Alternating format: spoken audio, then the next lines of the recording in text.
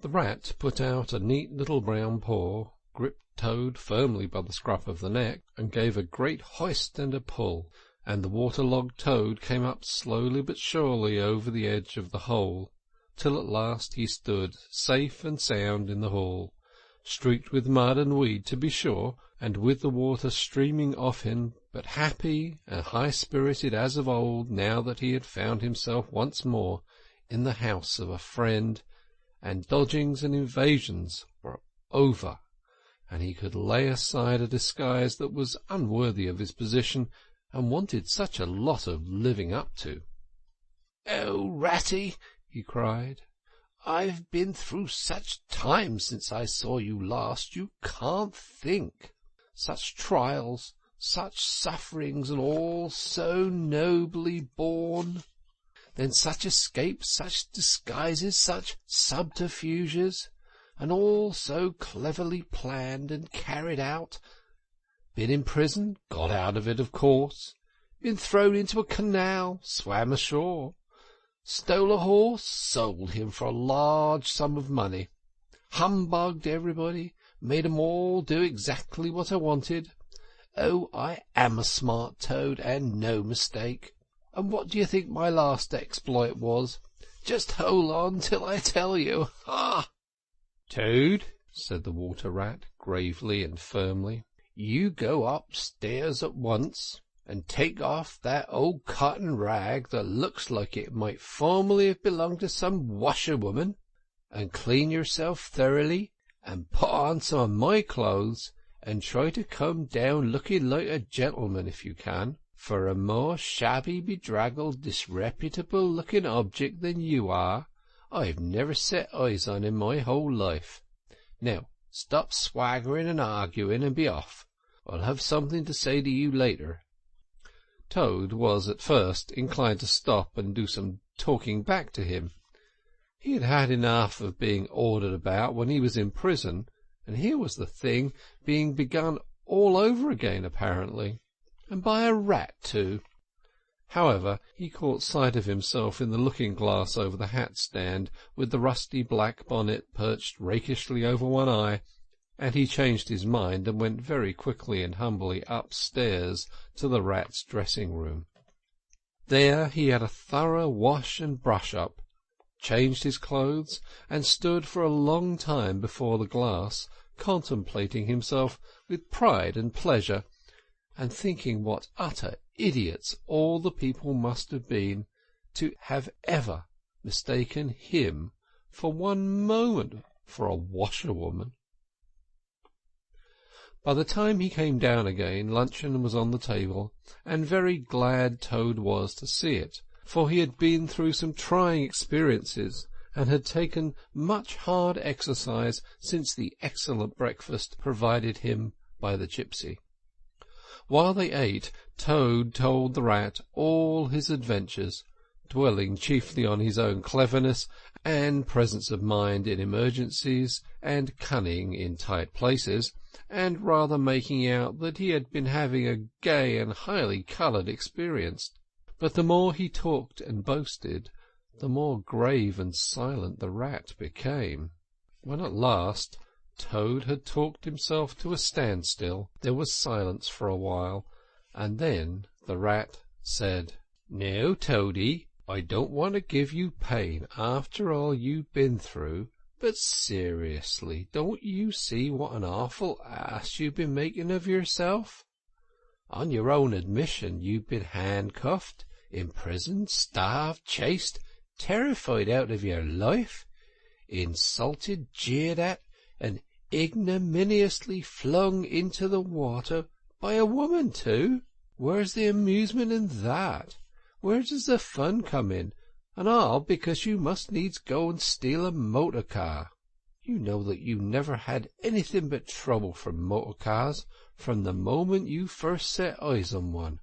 But if you will get mixed up with them, as you generally are 5 minutes after you've started, why steal them? Be a cripple if you think it's exciting, be a bankrupt for a change if you've set your mind on it, but why choose to be a convict?"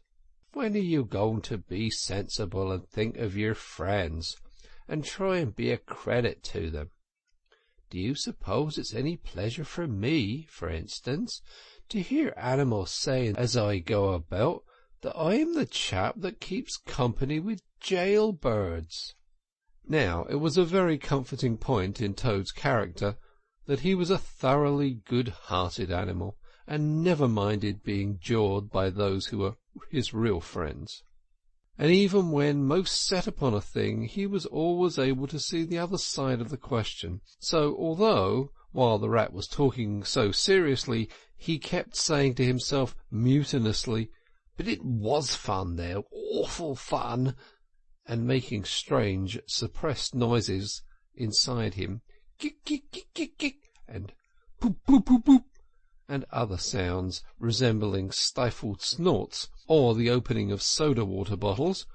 Yet, when the rat had quite finished, he heaved a deep sigh and said, very nicely and humbly, "Quite right, Ratty. How sound you always are! Yes, I've been a conceited old ass. I can quite see that now, but I'm going to be a good Toad and not do it any more. As for motor cars, I've not been at all so keen on them since my last ducking in that river of yours. The fact is, while I was hanging on to the edge of your hole and getting my breath, I had a sudden idea, a really brilliant idea, connected with motor boats. There, don't take on so, old chap, and stamp and upset things.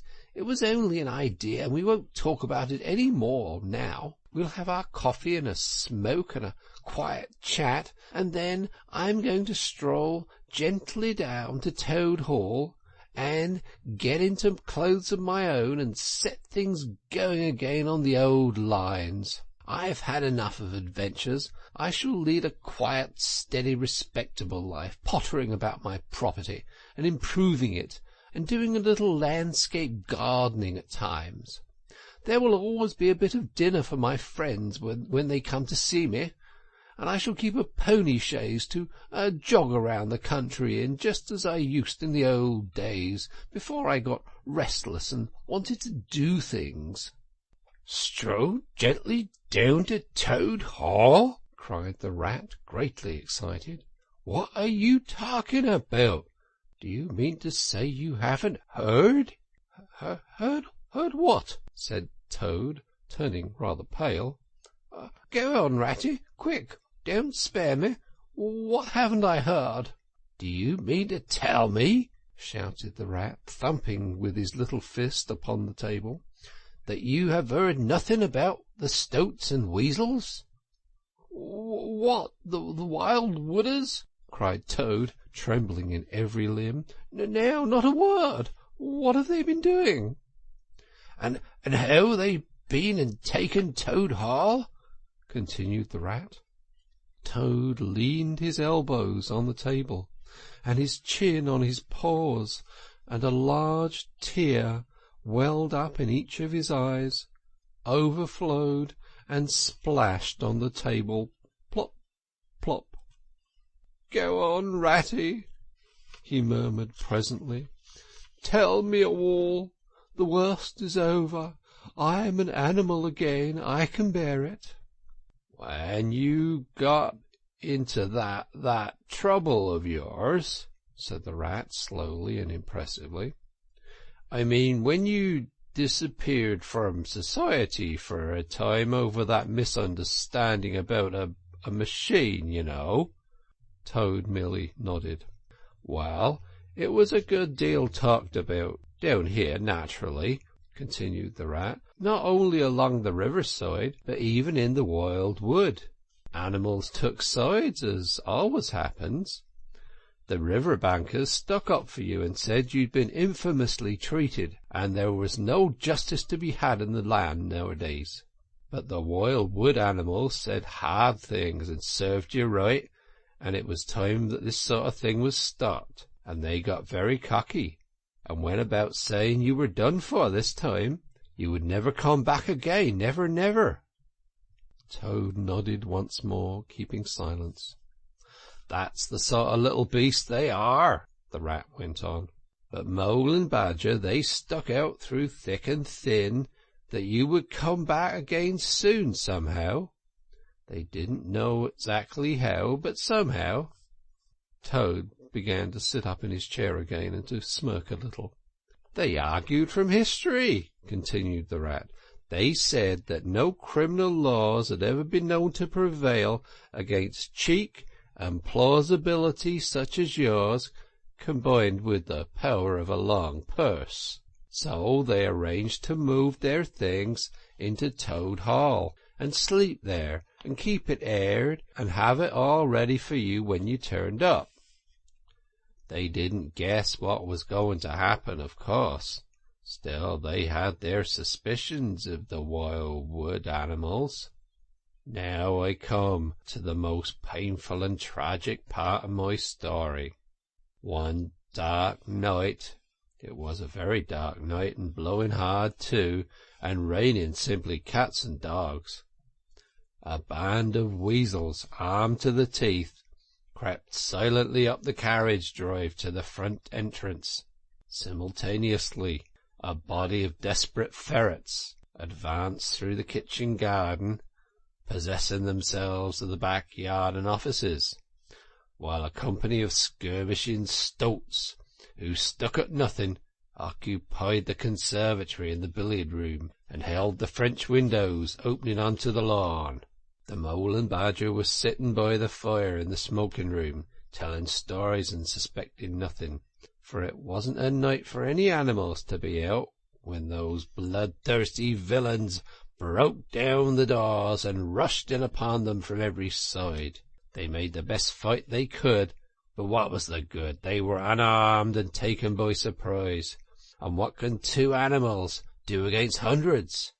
They took and beat them severely with sticks, those two poor faithful creatures, and turned them out into the cold and the wet, with many insulting and uncalled for remarks.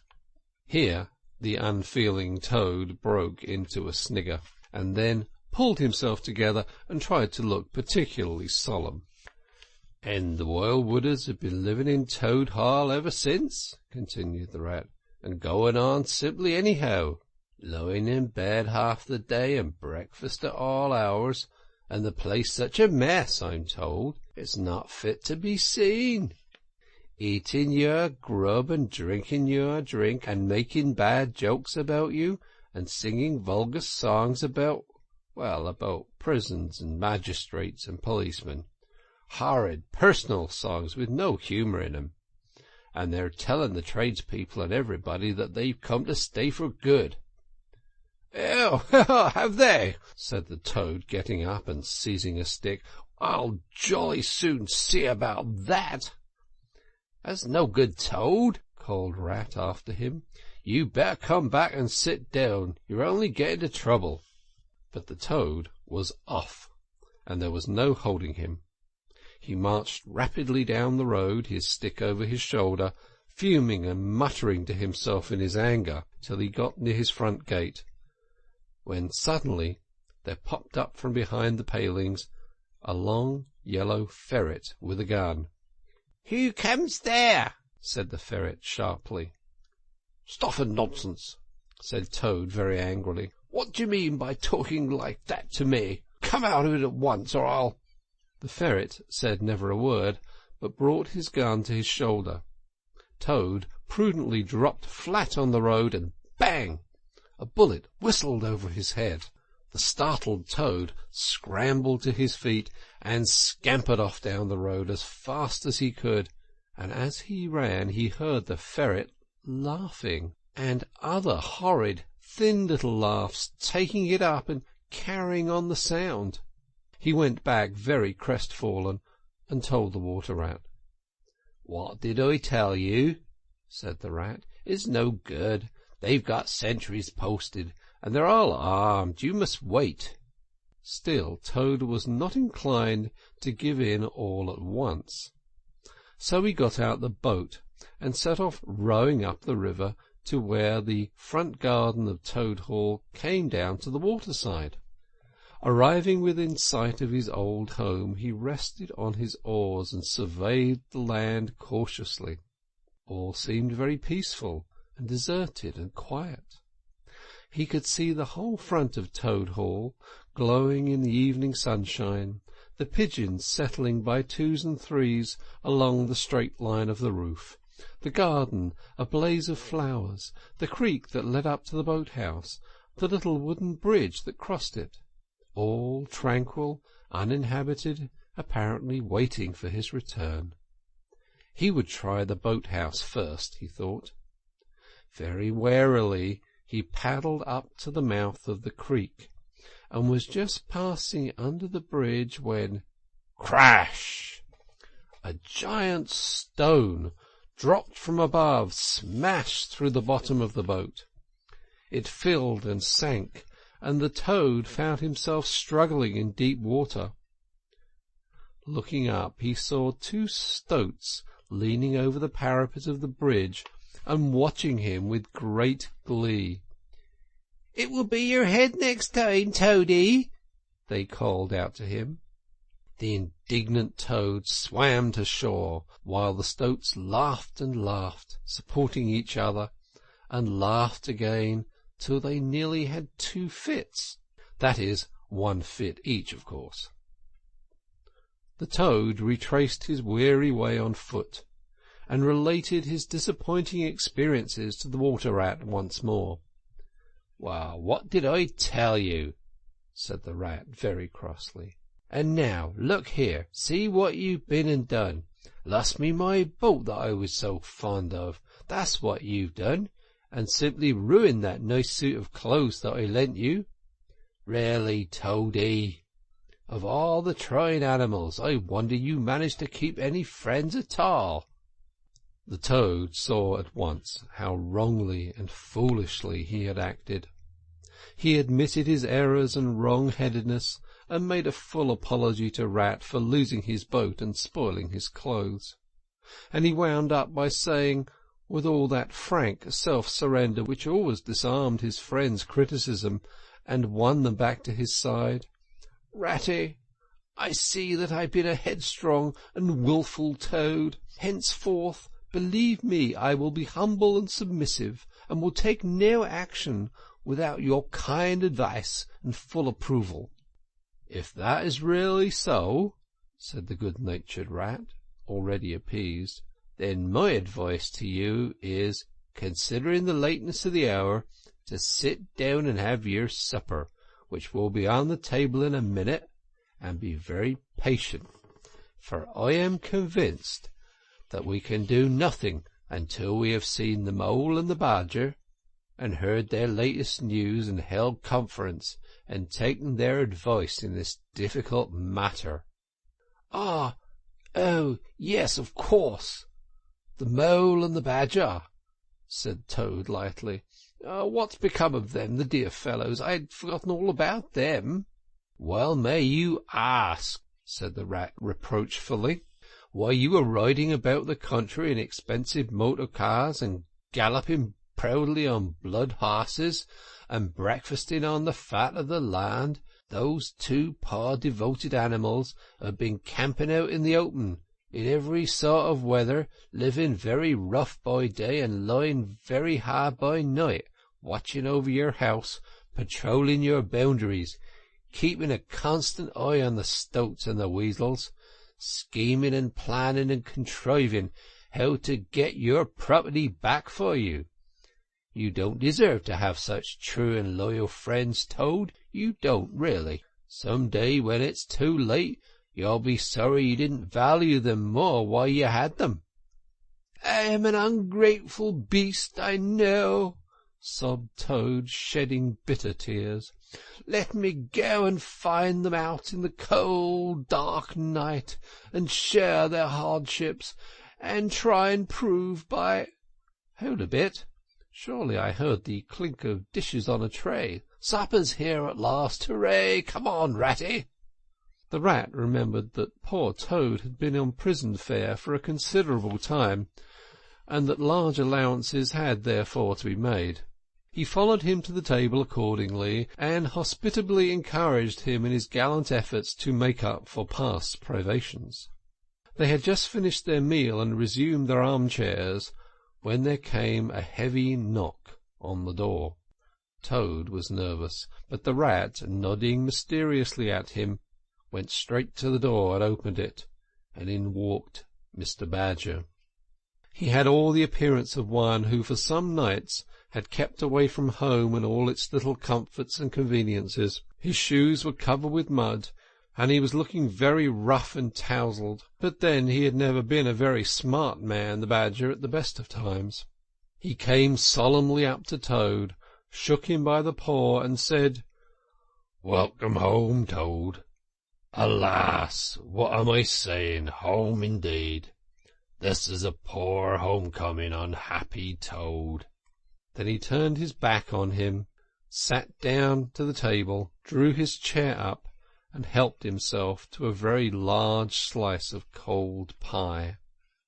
Toad was quite alarmed at this very serious and portentous style of greeting, but the rat whispered to him, "Never mind, don't take any notice, and don't say anything to him just yet. He's always rather low and despondent when he's been wanting his victuals.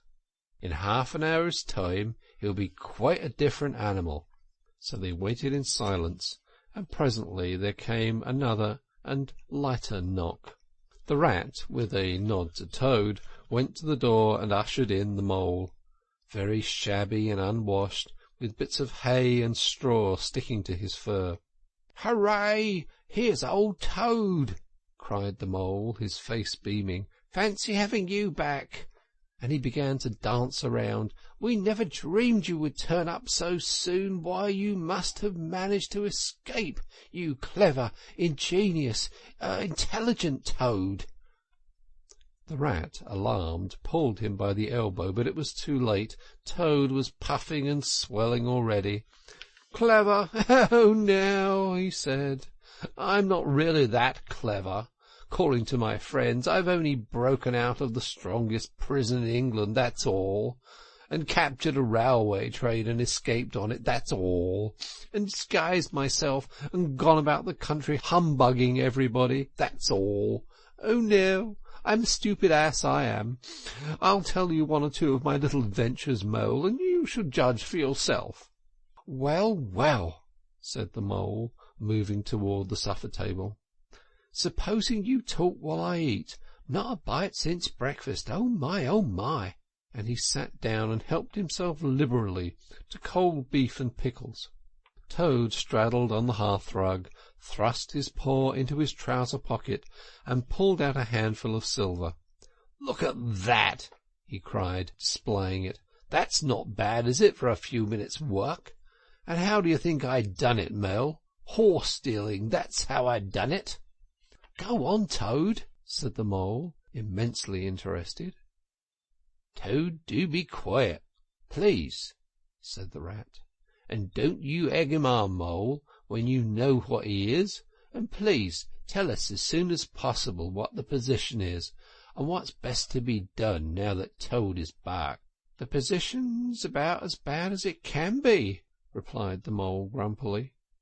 "And as for what's to be done, why, blest if I know. The Badger and I have been round and round the place by night and day, always the same thing.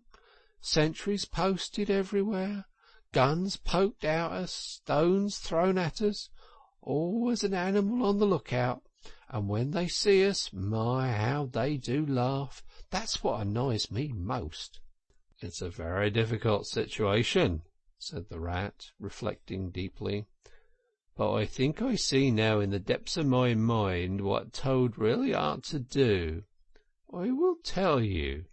He ought to—" "No, he oughtn't," shouted the Mole with his mouth full. "Nothing of the sort. You don't understand. What he ought to do is, he ought to—" "Well, I shan't do it anyway," cried the Toad, getting excited. "I'm not going to be ordered about by you fellows. It's my house we're talking about, and I know exactly what to do, and I'll tell you. I'm going to—" By this time they were all three talking at once at the top of their voices, and the noise was simply deafening. when a thin, dry voice made itself heard, saying, "Be quiet at once, all of you," and instantly everyone was silent. It was the Badger, who, having finished his pie, had turned round in his chair and was looking at them severely. When he saw that he had secured their attention, and that they were evidently waiting for him to address them, he turned back to the table again and reached out for the cheese. And so great was the respect commanded by the solid character of that admirable animal, that not another word was uttered until he had quite finished his repast and brushed the crumbs from his knees. The toad fidgeted a great deal, but the rat held him firmly down. When the Badger had quite done, he got up from his seat and stood before the fireplace, reflecting deeply. At last he spoke. "Toad," he said severely, "you bad, troublesome little animal, aren't you ashamed of yourself? What do you think your father, my old friend, would have said if he had been here tonight and had known of all your goings-on?" Toad, who was on the sofa by this time with his legs up, rolled over on his face, shaken by sobs of contrition. "There, there," went on the Badger more kindly. "Never mind. Stop crying.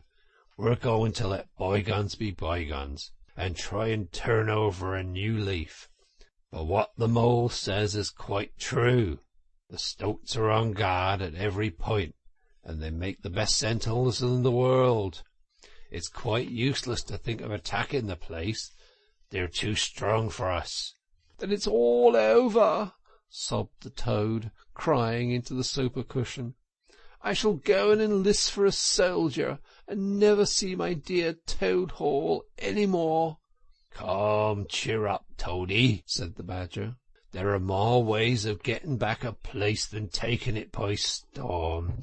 I haven't said my last word yet. Now I'm going to tell you a great secret." Toad sat up slowly and dried his eyes. Secrets had an immense attraction for him, because he never could keep one, and he enjoyed the sort of unhallowed thrill he experienced when he went and told another animal after having faithfully promised not to. "There is an underground passage," said the Badger impressively, "that leads from the river bank, quite near here, up into the middle of Toad Hall." "Oh, nonsense, Badger," said Toad rather airily. "You've been listening to some of the yarns they spin in the public houses about her. I know every inch of Toad Hall, inside and out. Nothing of the sort, I do assure you." "My young friend," said the Badger with great severity, "your father, who was a worthy animal, a lot worthier than some I know, was a particular friend of mine, and told me a great deal he wouldn't have dreamed of telling you. He discovered that passage. He didn't make it, of course. That was hundreds of years before he ever came to live there. And he repaired it and cleaned it out, because he thought it might come in useful one day in case of trouble or danger, and he showed it to me. 'Don't let my son know about it,' he said. 'He's a good boy, but very light and volatile in character, and simply cannot hold his tongue. If he's ever in a real fix, and it would be of use to him, you may tell him about the secret passage, but not before.'" The other animals looked hard at Toad to see how he would take it. Toad was inclined to be sulky at first, but he brightened up immediately, like the good fellow he was. "Well, well," he said, "perhaps I am a bit of a talker. A popular fellow such as my friends get around me. We chaff, we sparkle, we tell witty stories, and somehow my tongue gets wagging. I have the gift of conversation. I've been told I ought to have a salon, whatever that may be. Never mind, go on, Badger. How's this passage of yours going to help us?" "I've found out a thing or two lately," continued the Badger. "I got Otter to disguise himself as a sweep, and call at the back door with brushes over his shoulder, asking for a job. There's going to be a big banquet tomorrow night. Somebody's birthday, the Chief Weasel's, I believe, and all the weasels will be gathered together in the dining hall, eating and drinking and laughing and carrying on, suspecting nothing. No guns, no swords, no sticks, no arms of any sort whatsoever." "But the sentinels will be posted as usual," remarked the Rat. "Exactly," said the Badger. "That is my point. The weasels will trust entirely to the excellent sentinels, and that is where the passage comes in. That very useful tunnel leads right up under the butler's pantry, next to the dining hall." "Aha! That squeaky board in the butler's pantry," said the Toad. "Now I understand it. We shall creep out quietly into the butler's pantry," cried the Mole. "With our pistols and swords and sticks," shouted the Rat. "And rush in on 'em." "And whack 'em and whack 'em and whack 'em," cried the Toad in ecstasy, running around the room and jumping over the chairs. "Very well, then," said the Badger, resuming his usual dry manner. "Our plan is settled, and there's nothing more for you to argue and squabble about. So it's getting very late. All of you go right off to bed at once. We'll make all the arrangements in the course of the morning tomorrow." Toad, of course, went off to bed dutifully with the rest.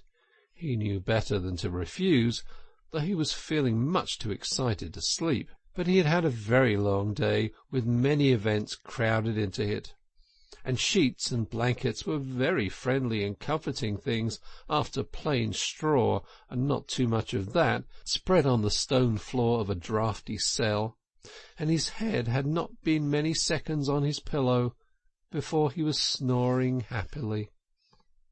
Naturally, he dreamed a great deal about roads that ran away from him just when he wanted them, and canals that chased him and caught him, and a barge that sailed into the banqueting hall with his week's washing, just as he was giving a dinner party.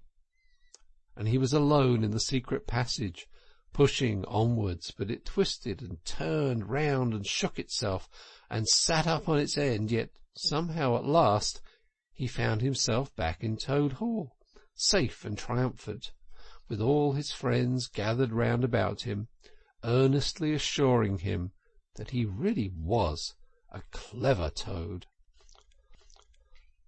He slept till a late hour next morning, and by the time he got down he found that the other animals had finished their breakfasts some time before. The Mole had slipped off somewhere by himself without telling anyone where he was going. The Badger sat in an armchair, reading the paper, and not concerning himself in the slightest about what was going to happen that very evening. The Rat, on the other hand, was running around the room busily, his arms full of weapons of every kind, distributing them in 4 little heaps on the floor, and saying excitedly under his breath as he ran, "Here's a sword for the Rat, here's a sword for the Mole, here's a sword for the Toad, here's a sword for the Badger. Here's a pistol for the Rat, here's a pistol for the Mole, here's a pistol for the Toad, here's a pistol for the Badger," and so on in a regular rhythmical way, while the 4 little heaps gradually grew and grew. "That's all very well, Rat," said the Badger presently, looking at the busy little animal over the edge of his newspaper. "I'm not blaming you, but just let us once get past the stoats with those detestable guns of yours, and I assure you we won't want any swords or pistols. We 4 with our sticks, once we're inside the dining hall, why, we shall clear the floor of the lot of them in 5 minutes. I'd have done the whole thing by myself, only didn't want to deprive you fellows of the fun." "It's as well to be on the safe side," said the Rat reflectively, polishing a pistol barrel on his sleeve and looking along it. The Toad, having finished his breakfast, picked up a stout stick and swung it vigorously, belabouring imaginary animals. "I'll learn 'em to steal my house," he cried. "I'll learn 'em! I'll learn 'em!" "Don't say learn 'em, Toad," said the Rat, greatly shocked. "It's not good English." "What are you always nagging Toad for?" inquired the Badger, rather peevishly. "What's the matter with his English? It's the same as I use myself, and if it's good enough for me, it ought to be good enough for you." "I'm very sorry," said the Rat humbly, "only I think it ought to be teach 'em, not learn 'em." "But we don't want to teach 'em," replied the Badger. "We want to learn 'em. Learn 'em, learn 'em. And what's more, we're going to do it too." "Oh, very well, have it your own way," said the Rat. He was getting rather muddled about it himself, and presently he retired into a corner where he could be heard muttering, "Learn 'em, teach 'em, teach 'em, learn 'em," until the Badger told him rather sharply to leave off. Presently the Mole came tumbling into the room, evidently very pleased with himself. "I've been having such fun," he began at once. "I've been getting the rise out of the stoats." "I hope you've been being very careful, Mole," said the Rat anxiously. "I should hope so too," said the Mole confidently.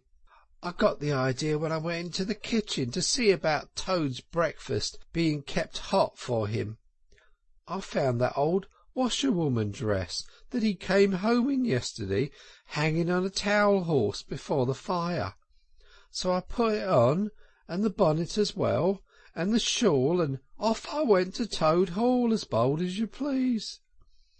The sentries, who were on look-out, of course, with their guns and their who comes there and the rest of their nonsense. 'Good morning, gentlemen,' says I, very respectful. 'Want any washing done to-day?' They looked at me very proud and stiff and haughty, and said, 'Go away, washerwoman, we don't do any washing on duty.' 'Or any other time,' I says. Ho, ho! Wasn't I funny, Toad?" "Poor frivolous animal," said Toad very loftily. The fact is, he felt exceedingly jealous of Mole for what he had just done. It was exactly what he would have liked to have done himself, if only he had thought of it first, and hadn't gone and overslept himself.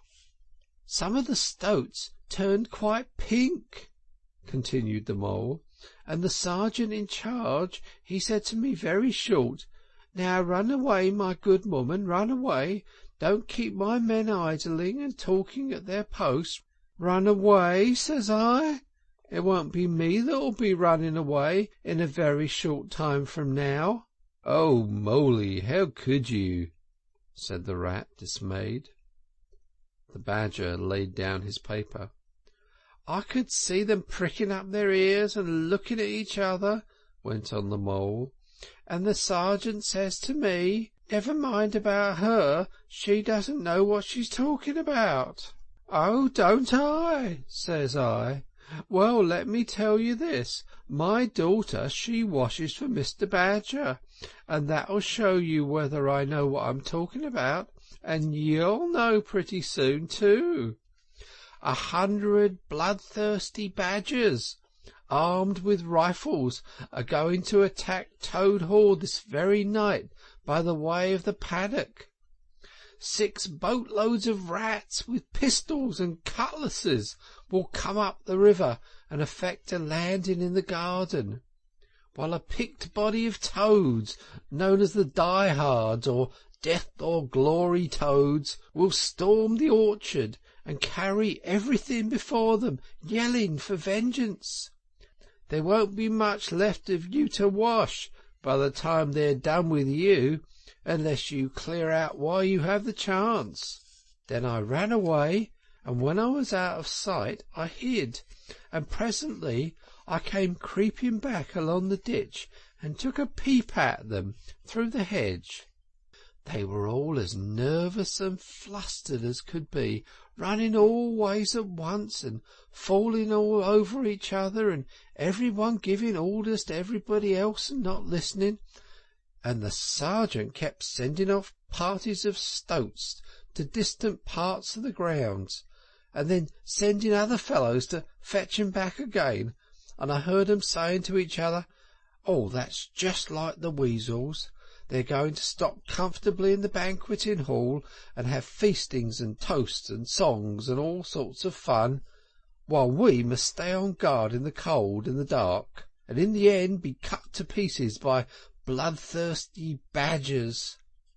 "Oh, you silly ass mole!" cried the Toad. "You've been and spoiled everything."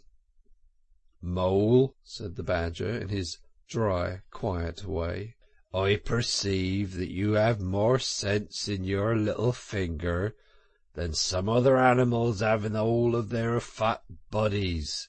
You have managed excellently, and I begin to have great hopes for you. Good mole, clever mole." The Toad was simply wild with jealousy, more especially as he couldn't make out for the life of him what the Mole had done that was so particularly clever. But fortunately for him, before he could show temper or expose himself to the Badger's sarcasm, the bell rang for luncheon. It was a simple but sustaining meal, bacon and broad beans and a macaroni pudding, and when they had quite done, the Badger settled himself into an armchair and said, "Well, we've got our work cut out for us tonight, and it will probably be pretty late before we're quite through with it, so I'm just going to take 40 winks while I can." And he drew a handkerchief over his face and was soon snoring. The anxious and laborious Rat at once resumed his preparations, and started running between his 4 little heaps, muttering, "Here's a belt for the Rat, here's a belt for the Mole, here's a belt for the Toad, here's a belt for the Badger," and so on, with every fresh accoutrement he produced, to which there seemed really no end. So the Mole drew his arm through Toad's, led him out into the open air, shoved him into a wicker chair, and made him tell him his adventures from beginning to end, which Toad was only too willing to do. The Mole was a good listener, and Toad, with no one to check his statements or to criticise in an unfriendly spirit, rather let himself go. Indeed, much that he related belonged more properly to the category of what might have happened if had I only thought of it in time instead of 10 minutes afterwards. Those are always the best and the raciest adventures, and why should they not be truly ours as much as somewhat inadequate things that really come off? End of Chapter 11.